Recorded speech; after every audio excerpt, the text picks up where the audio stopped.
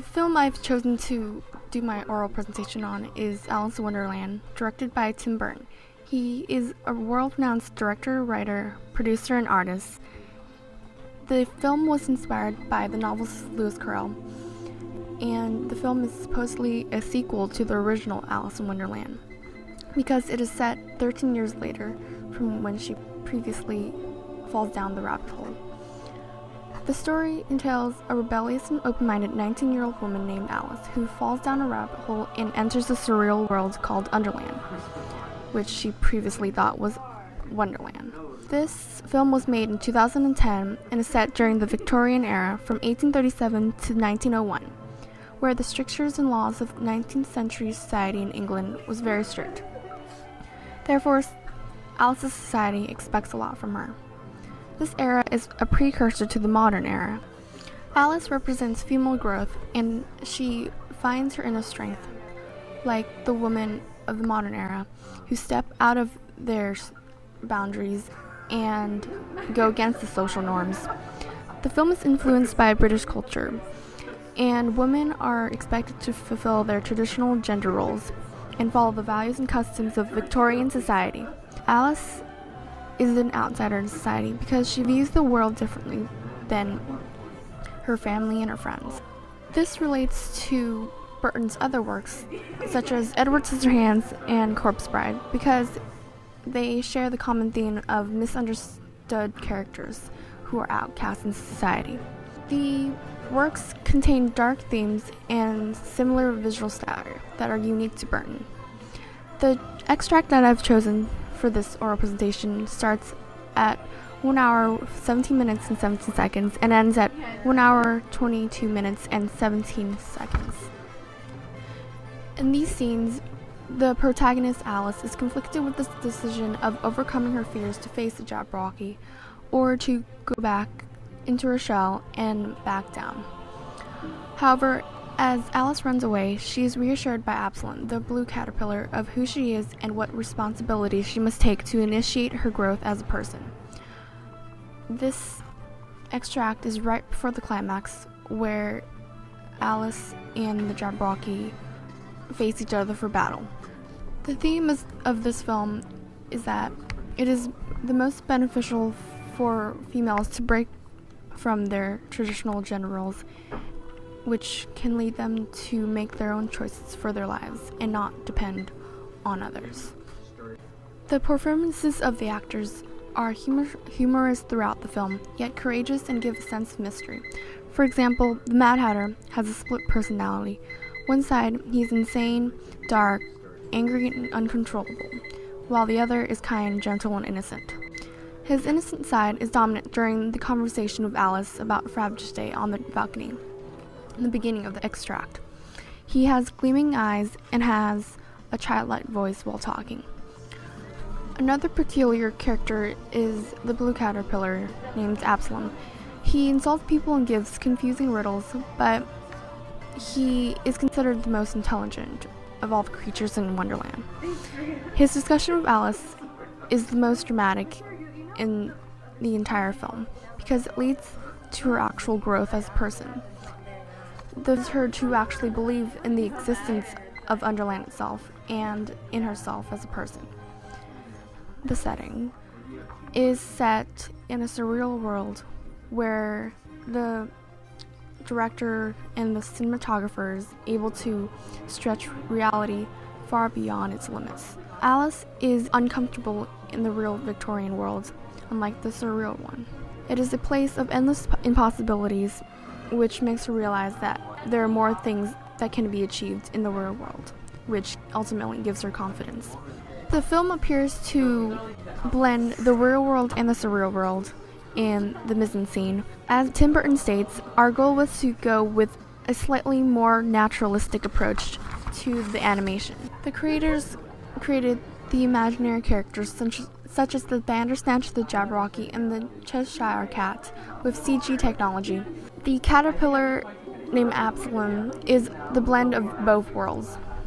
Alice witnesses his metamorphosis and asserts herself, which leads to her assertion in the real world. Burton says, with all the cast, it was important that they felt like they were both in the real and unreal world at the same time, because one world, the surreal world, influences Alice in her decision to grow and let go of that fear she has all her life. The cinematography and lighting.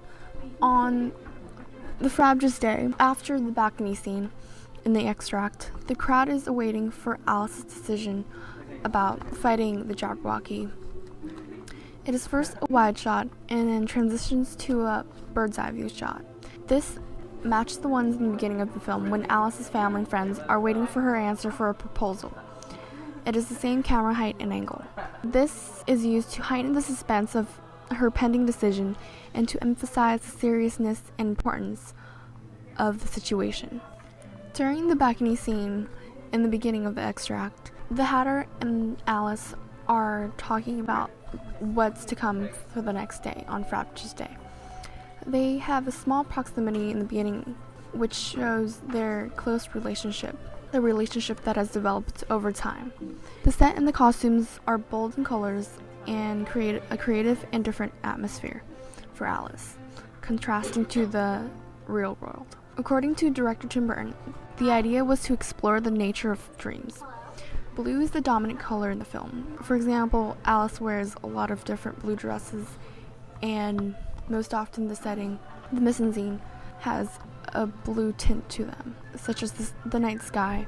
The editing is used very specifically.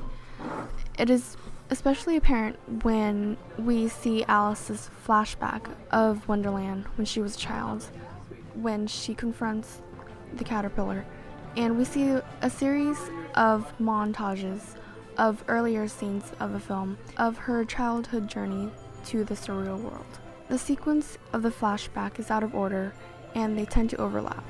The cuts are at least 3 seconds long, and we constantly see the ticking of a clock that fades in and out. The scene with Absalom and Alice is composed of a series of dialogue shots to emphasize the seriousness in the situation.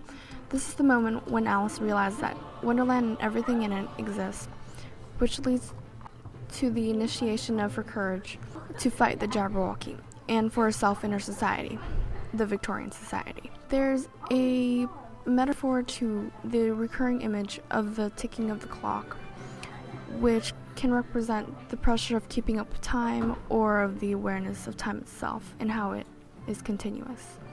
As Alice runs away from the crowd, a dramatic choir and orchestral non-synchronous score plays, which shows her distress because she's overwhelmed with the pressure people give her. This emphasizes Alice's internal conflict, which she not only doesn't have the confidence to slay the Jabberwocky, but she doesn't have confidence in herself. Alice is confused about her identity and what her purpose is in life.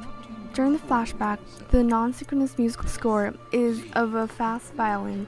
The narrative is organized by a time sequence, and the writer was prone to using flashbacks, such as when Alice first entered the surreal world of Wonderland. The film makes her believe in Wonderland's existence, and Alice soon rejects her previous assumption that she was dreaming. This realization leads to the discovery of her own destiny in the surreal and realistic world. Knows what it wants. All you have to do is hold on to it. The engagement of the story of the audience is objective because we can actually interpret the actions of the characters on the screen. In the extract, Alice initially runs away, and her conversation with Absalom and his insult lead to her growth. From the beginning, we see her start out as an uncomfortable and timid girl, and we gradually see her growth in courage and determination.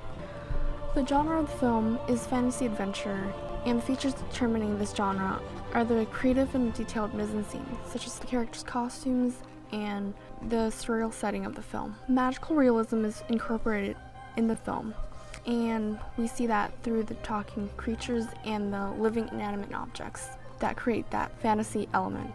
The most prominent adventurous aspect of the film is the battle scene between Alice and the Jabberwocky, when she demonstrates her actual growth as a person. The intent of the director, Tim Burton, was that he didn't actually enjoy the novels by Lewis Carroll.